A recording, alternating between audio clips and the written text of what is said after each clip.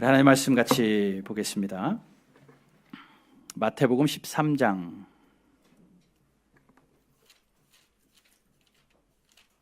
마태복음 13장 24절에서 30절까지의 말씀. 마태복음 13장 24절에서 30절까지의 말씀을 제가 봉독하겠습니다. 마태복음 13장 24절에서 30절입니다. 예수께서 그들 앞에 또 비유를 들어 이르시되, 천국은 좋은 씨를 제 밭에 뿌린 사람과 같으니 사람들이 잘 때에 그 원수가 와서 곡식 가운데 가라지를 덧뿌리고 갔더니 싹이 나고 결실할 때에 가라지도 보이거늘 집 주인의 종들이 와서 말하되, 주여, 밭에 좋은 씨를 뿌리지 아니하였나이까? 그런데 가라지가 어디서 생겼나이까? 주인이 이르시되, 원수가 이렇게 하였구나. 종들이 말하되, 그러면 우리가 가서 이것을 뽑기를 원하시나이까? 주인이 이르되, 가만두라. 가라지를 뽑다가 곡식까지 뽑을까 염려하노라. 둘 다 추수 때까지 함께 자라게 두라. 추수 때에 내가 추수꾼들에게 말하기를, 가라지는 먼저 거두어 불사르게 단으로 묶고 곡식은 모아 내 곡간으로 넣으라 하리라. 아멘. 같이 읽은 본문 말씀 가지고 가라지를 가만히 두라 라는 제목으로 하나님 말씀 상고하도록 하겠습니다. 오늘 본문은 많이들 들었던 말씀이요, 또 설교를, 교회를 좀 다니셨던 분들은 설교를 여러 번 들었던 본문의 내용이기도 합니다. 지금까지의 내용이 잘못되고 새로운 말씀을 전하는 것은 아니지만, 그래도 오늘 본문이 이야기하고 싶은 것이 무엇인지, 예수님께서 이 성경 말씀에 기록된 이 본문의 비유를 통하여 제자들이 꼭 알기 원하셨던 것은 무엇이고, 또 성도들이 알기 원하셨던 것은 무엇인지 우리가 좀 들어봐야 돼요. 그래, 여러분, 오늘 이 비유가 오늘을 살아가는 저와 여러분들에게 어떻게 적용되어질런지 한번 말씀을 듣고 또 반응하는 귀한 시간 되기를 바랍니다. 여러분은 교회가 뭐라고 생각하십니까?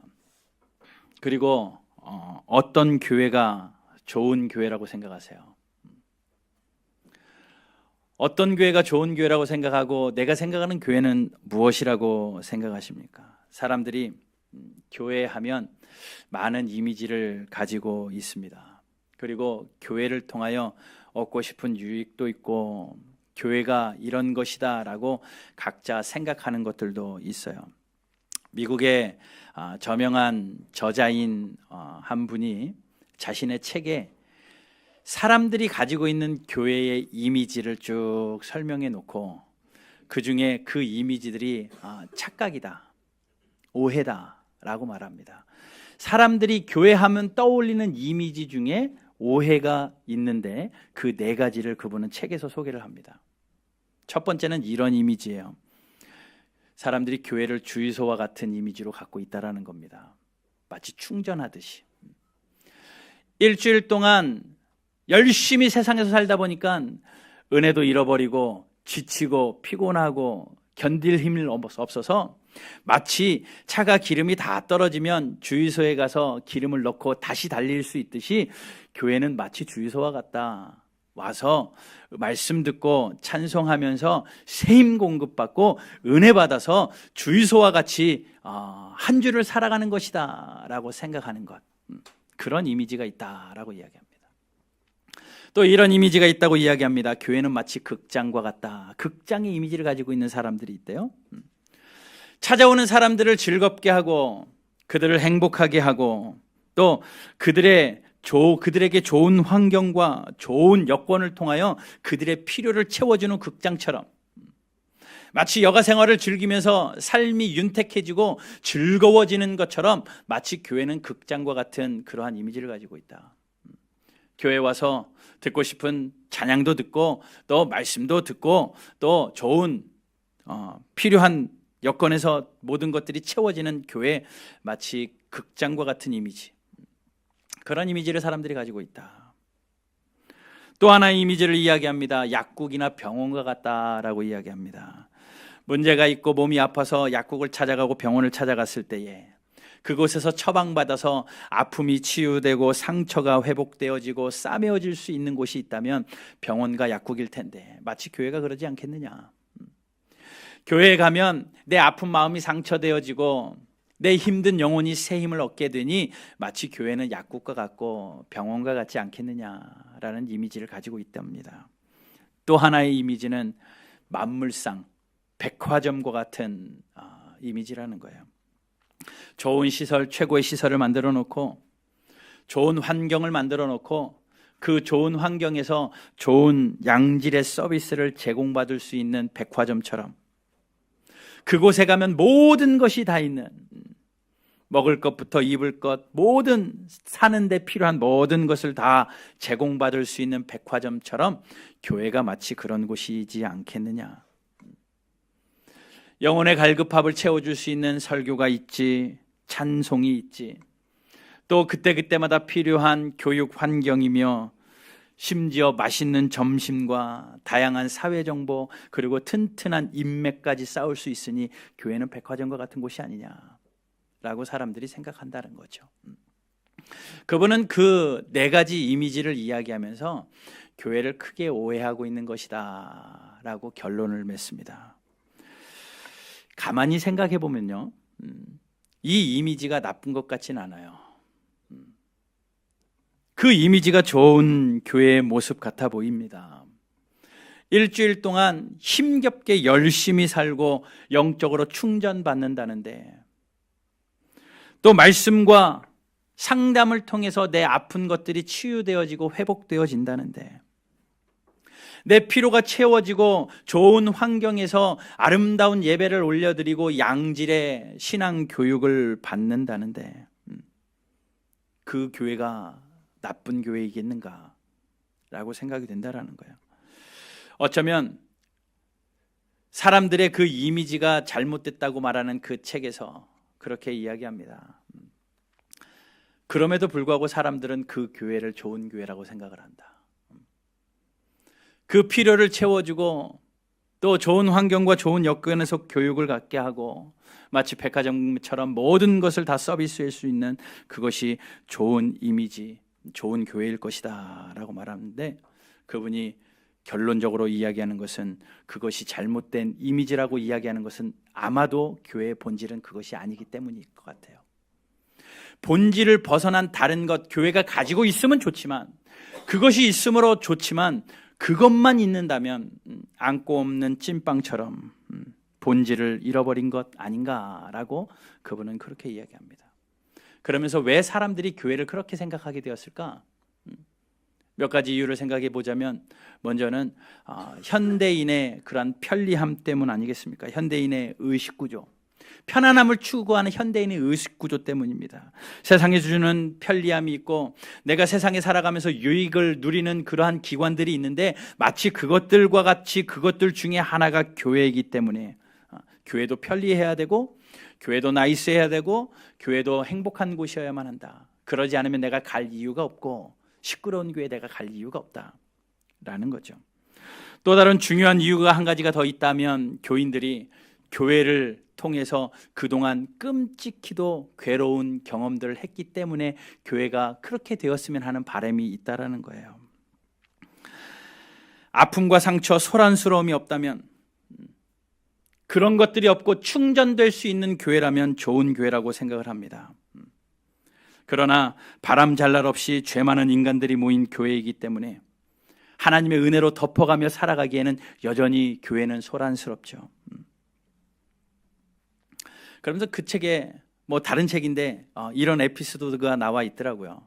얘기를 하더라고요. 엄마가 집에서 열심히 음식을 하고 있는데 뒷뜰에서 아이들이 종알종알 떠들면서 몇몇의 아이들이 놀고 있습니다. 막 시끄럽게 놀고 있는데 재밌게 노나보다 그러고 흐뭇하게 있던 엄마가 잠시 지나니까 그 아이들이 목소리가 시끄러워지기 시작을 하고 마침내 조금 지나니 싸우는 소리 같이 들리더래요. 그래서 엄마가 아이고 애들이 또 싸우나 보다 라고 해서 뒷뜰로 나가봤답니다. 나가봤더니 자기 딸이 아이들에게 마치 호통치듯이 하고 서로 막 싸우는 것 같은 그런 모습을 보여서 한마디 했대요. 너희들 왜 이렇게 싸우냐? 싸우지 말아야지. 그랬더니 그 아이들이 동일하게 하는 말이, 엄마, 우리 교회 놀이하고 있는 거예요. 라고 이야기하더래요. 아이들이 자라면서 교회를 통하여 본 것이 그거니까 교회 놀이 하자라고 하면서도 싸우는 놀이를 하고 있는 그 우스꽝스러운 그 장면을 보며 그 이야기를 읽으면서 거부되는 그러한 마음은 없더라고요. 그렇구나. 우리는 문제없는 교회가 없다는 사실을 인정하죠. 모든 교회는 문제가 있죠. 그러면서 우리는 문제없는 교회에 다니고 싶어 하지 않습니다. 문제 있는 교회를 피하고 싶어 하죠. 모든 사람들이 모인 곳은 다 그럴 것이라고 인정하지만 적어도 내가 있는 곳만큼은 그러지 않았으면 좋겠는 것이 우리의 생각입니다. 내가 잘나서가 아니라, 내가 떳떳하고 내가 올바라서가 아니라 여전히 우리도 죄인이지만 그래도 우리 교회만큼은 그러지 않았으면 좋겠다라는 것이 모든 사람들의 생각이고, 그래서 좋은 교회를 찾는 것 같아요. 오죽했으면 교회의 슬로건이 한때 유행이었죠. 상식이 통하는 교회. 오죽이 교회가 상식이 통하지 않으면 세상에도 없을 법한 일들이 교회에서는 그냥 통과가 되어지고 교회에서는 이해가 되어지니 상식이 통하는 교회, 그런 슬로건이 교회 내에 유행이 됐겠습니까? 횡령이라는 것으로 사회에도 없을 법한 횡령이 교회 안에 있고, 성문제가 세상에도 없을 법한 성문제가 목회자들 사이에 교회 안에 그대로 있으니 부끄럽기 그지없죠. 그런 죄 많은 교회를 저희들이 다니고 있는데 이 문제들을 우리가 어떻게 해야 되냐는 거예요. 이런 문제들 앞에서 교회가 문제가 있을 때 이상하리 많지, 제가 잘하면서 들어왔던 설교는 오늘 본문이었습니다. 교회가 문제가 일어나고 교회가 어려움이 일어나고 하면 의뢰이 찾아오는 본문이 오늘 본문이었죠. 알곡과 쭉정이가 있다. 그러나 쭉정이 걸러내다가 알곡까지 다칠 수 있으니 주님이 심판하실 때까지 참아라. 잘못된 거 있으면 덮으라는 이야기고, 괜히 거기다가 예수님의 사랑을 이야기해가지고 죄를 덮으라는 그러한 이야기입니다. 세상에 완전한 교회가 없지만 그 교회들 가운데도 알곡과 가라지가 있을 터인데 우리가 정죄하지 말아라, 우리가 심판하지 말아라, 하나님이 하실 때까지 가만히 지켜보라 라고 오늘 본문을 빗대어서 알곡과 가라지 설교, 알곡과 쭉정이라고 하죠. 근데 오늘 본문은 이제 개역개정에서는 알곡이라는 단어 대신에 곡식, 쭉정이 대신에 가라지를 쓰고 있습니다. 그러면서 함부로 판단하지 마십시오, 함부로 정죄하지 마십시오라고 이야기하는 것 있습니다. 정말 교회에 알곡 교회가 있고 가라지 교회가 있습니까? 교회 안에 성도 중에 정말 알곡 신자가 있고 가라지 신자가 쭉정이 신자가 있습니까? 한 번씩 들어보셨죠? 알곡 신자 되라고요. 가라지 신자 되지 마시고 알곡 신자 되십시오 라는 설교 아마도 다 한 번씩은 들어봤을 것 같습니다. 이 비유는 그런 비유가 아니거든요. 이 비유는 어느 교회는 알곡 교회고 어느 교회는 쭉정이 교회인데 예수님이 심판하실 때까지 참아라, 그 이야기가 아니라, 교회 안에서도 어떤 성도는 알곡이고 어떤 성도는 쭉정인데 알곡 다치니까 쭉정이 가만히 내버려둬라, 새신자 상처받아서 교회 안 나올지 모르니까 중직자의 잘못도 좀 덮어줘라, 그러한 이야기가 아니라는 겁니다. 먼저 교회가 부정한 일, 다툼, 탐욕, 시기로 부끄러운 일들이 계속 일어나고 있지만 그 가운데 우리가 예수 그리스도의 말씀으로 고쳐내야 될 것은 고쳐내야 되죠.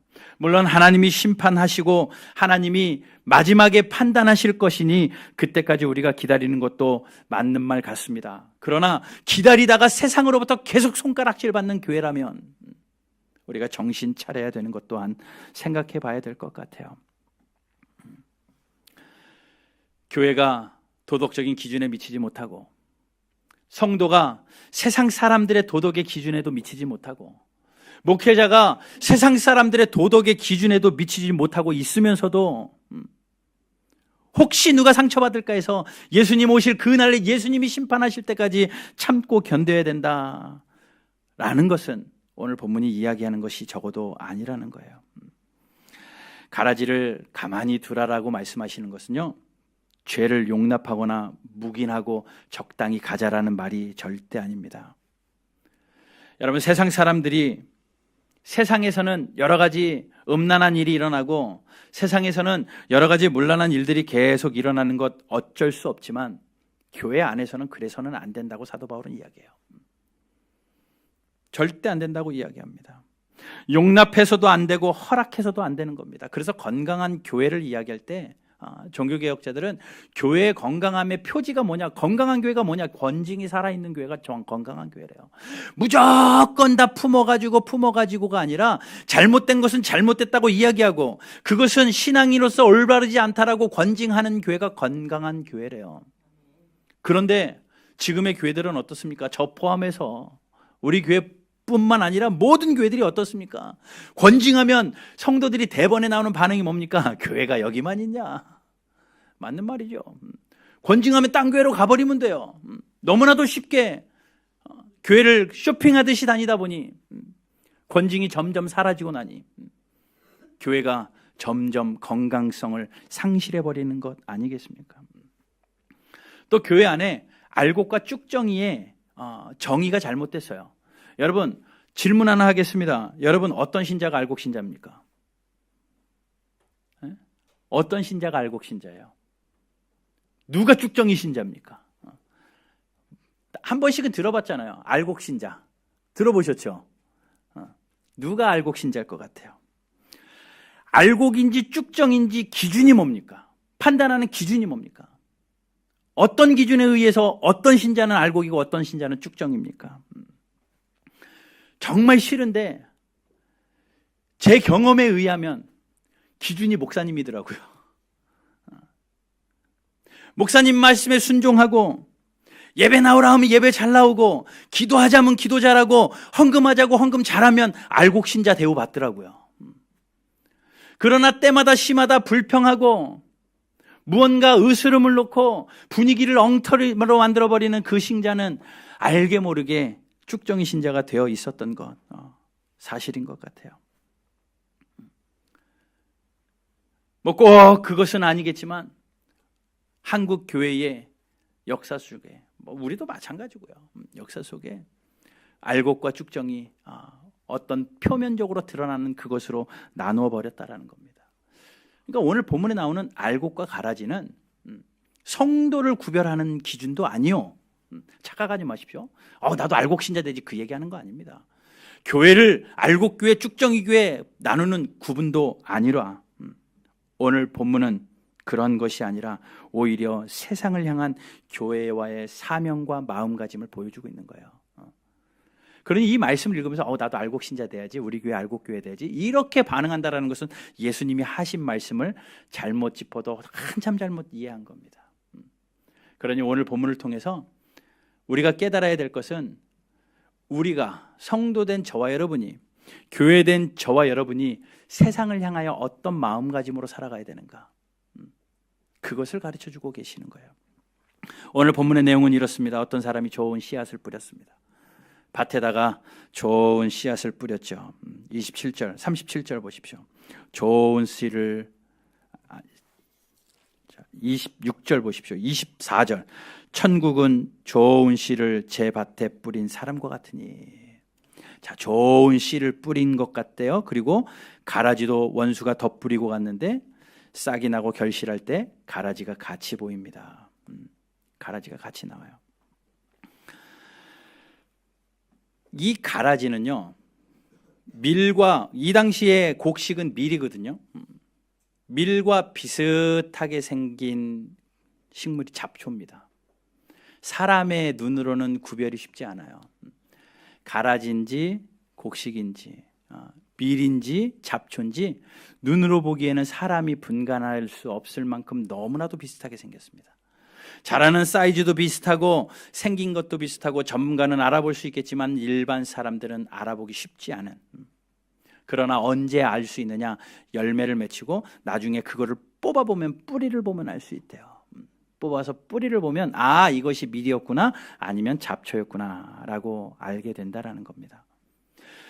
그런데 그 잡초들은 그 밀의 영양분을 빼앗아가기 때문에 제거하는 것이 마땅하지만 사람이 분간할 수 없기 때문에 예수님께서는 그 가라지를 그대로 둬라.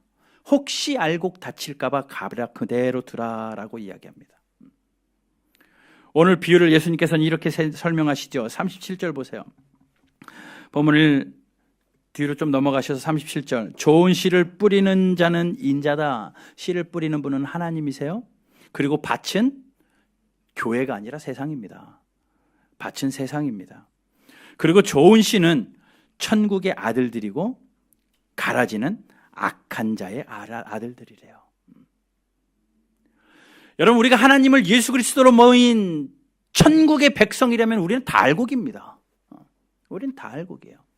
가라지는 악한 자의 아들들이라는 거죠. 그러면 그 가라지를 뿌린 자는 원수, 마귀요. 오늘 본문에 나타나는 추수는 세상의 끝이고 추수꾼은 천사다라고 39절에 분명히 이야기하고 있습니다.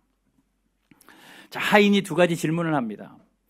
밀과 잡초가 함께 자란 밭을 보면서 주인에게 와서 따지듯이 질문을 합니다. 뭐라고요? 27절 보십시오. 집 주인의 종들이 와서 말하되 주여 밭에 좋은 씨를 뿌리지 아니하였나이까. 그런데 가라지가 어디서 생겼습니까? 첫 번째 질문은 이겁니다. 좋은 씨앗을 뿌렸는데 왜 가라지가 생겼습니까? 좋은 씨만 뿌렸는데 왜 너무나도 비슷하게 생긴 잡초가 옆에서 자라고 있습니까? 라고 이야기합니다. 여러분, 이 질문이 오늘을 살아가는 저와 여러분들의 동일한 질문입니다.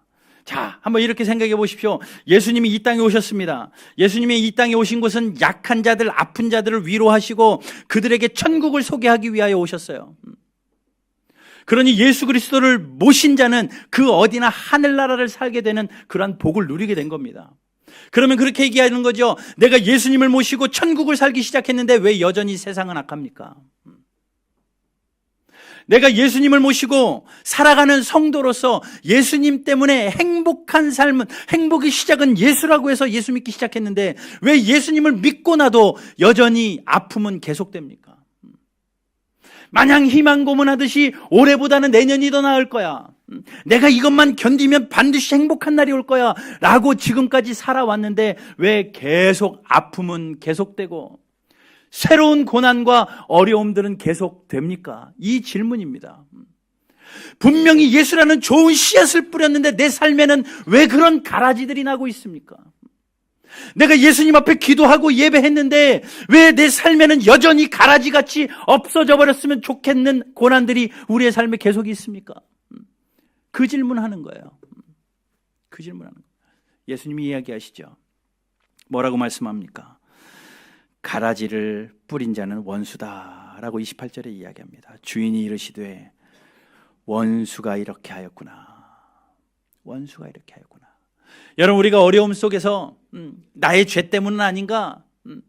또 물론 하나님이 주시는 고난들도 있을 수 있지만 이 세상에 예수 그리스도의 나라가 시작되었음에도 불구하고 여전히 악이 관영한 것은 하나님의 진리를 선포해야 되고 예수 그리스도의 사랑을 말해야 되는 교회가 여전히 흔들리고 있는 이유는 예수님을 나의 구세주로 고백하는 성도들이 승승장구하고 행복한 하루하루를 살아야 되는데 여전히 고난 가운데 허덕이는 이유는 원수가 가라지를 뿌리고 있다라는 거예요.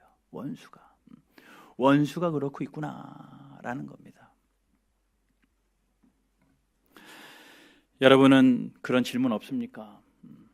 죄 많은 이 세상에 교회가 소망의 빛이 되어야 되는데 왜 교회가 더 저럴까?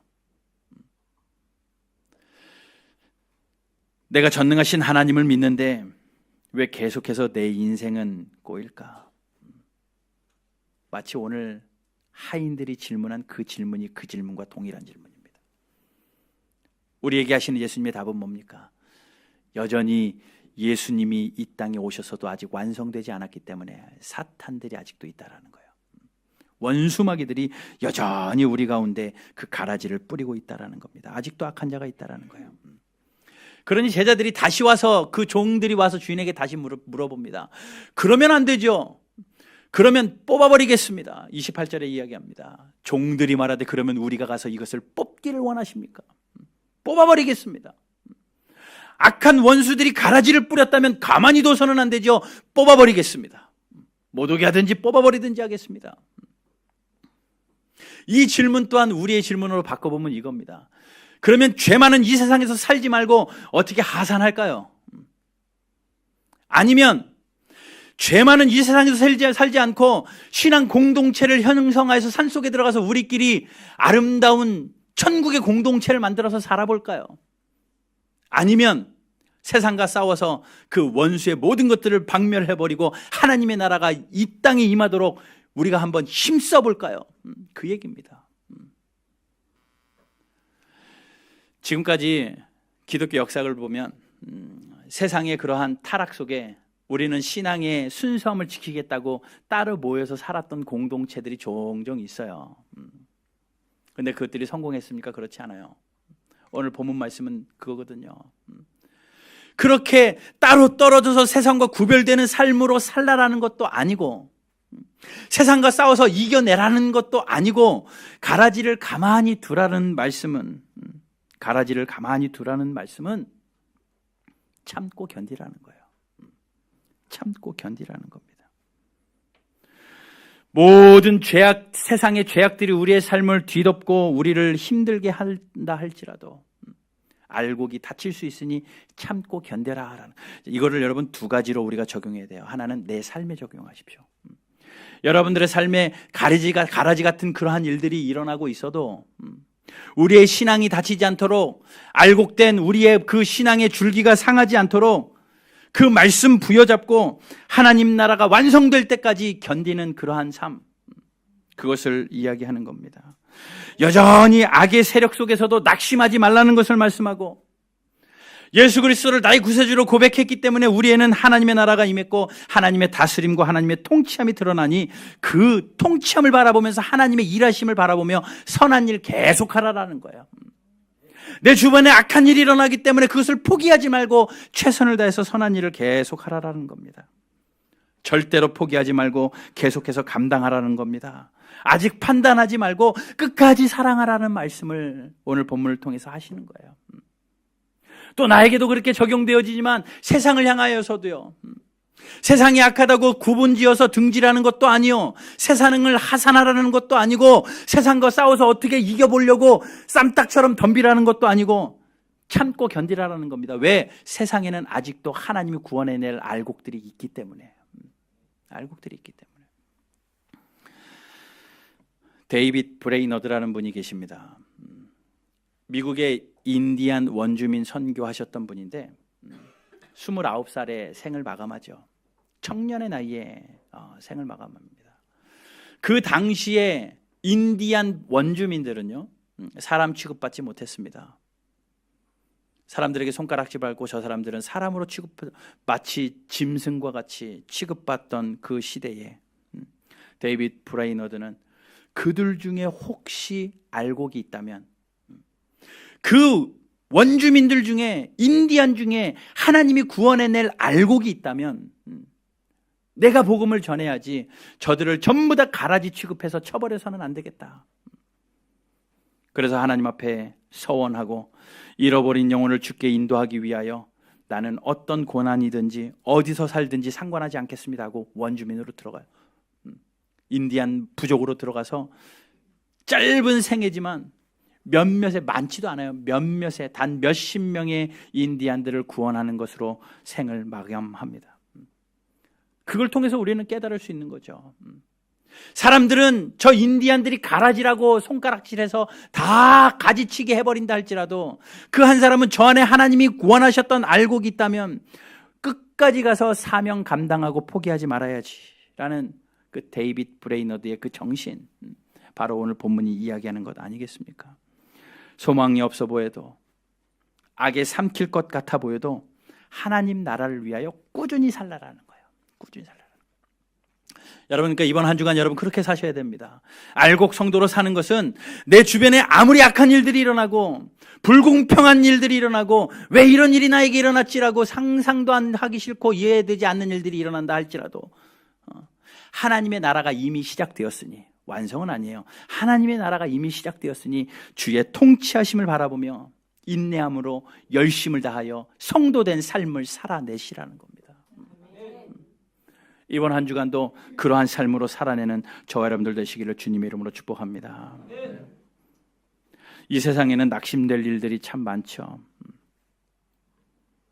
계속되는 낙심될 일들이 있지만 우리가 은혜에 합당한 삶을 삶으로 구원하는 일에 최선을 다해야 돼요. 여러분, 알곡은 교회만 있는 것이 아니라 아직 거둬들이지 않은 세상에도 알곡들이 많이 있습니다. 그러니 우리가 복음 전하는 것도 누가 쭉정이고 누가 알곡인지 알 수 없으니 우리가 모든 자들에게 복음을 전하는 일 최선을 다해야죠. 교회는 그 사명 감당하는 겁니다. 그러니 교회는 내 삶에서 알곡된 자로 최선을 다하여 하나님의 나라의 일을 감당하며 포기하지 않고 열심을 다하여 살아내는 것, 이것이 성도의 삶이요. 또 세상을 향하여서는 어떤 마음가짐으로 사느냐, 하나님이 눈이가 있는 알곡이 아직도 저 안에 있다면 우리가 감당해야죠. 복음 전해야죠. 주님 오실 날까지 그 일 포기해서는 안 된다라는 겁니다. 여러분, 예수님의 은혜로 구원받은 확신만큼 예수님이 다시 오신다는 확신이 있다면 지금은 일할 때예요. 그리고 지금은 기다릴 때입니다. 세상이 악하다고 두려워하지도 마시고, 교회가 부정부패하다고 두려워하지도 마시고, 하나님의 나라는 반드시 다시 임합니다. 예수님은 반드시 다시 오실 겁니다. 그러니 여러분, 좀 더 참으시고 좀 더 인내하시고 좀 더 일어나셔야 하고, 사랑을 위하여, 섬김을 위하여 더 수고하셔야 됩니다. 낙심의 상황에서도 더 성도로 살아내셔야 되고, 그래야 여러분들의 삶을 통하여서 하나님의 나라와 하나님의 영광과 또 이 많은 세대 가운데 하나님의 사명을 감당하는 귀한 삶이 되시기를 주님의 이름으로 축복합니다. 이게요, 믿음으로 사는 거예요. 이게 믿음으로. 의인은 믿음으로 말미암아 산다라고 말씀하잖아요. 세상이 흔들리고 사람들은 변해도 의인은 믿음으로 말미암아 살고, 사람들은 주님을 떠나버리고 부정부패하다고 등져버린다 할지라도 우리는 여전히 그 자리에서 하나님 나라의 임함을 바라보며 통치를 바라보며 믿음으로 살아가는 것, 이것이 믿음의 삶이고 성도의 삶인데, 이번 한 주간도 그렇게 넉넉히 승리하는 삶으로 살아내는 저와 여러분들의 삶이 되시기를 주님의 이름으로 축복합니다.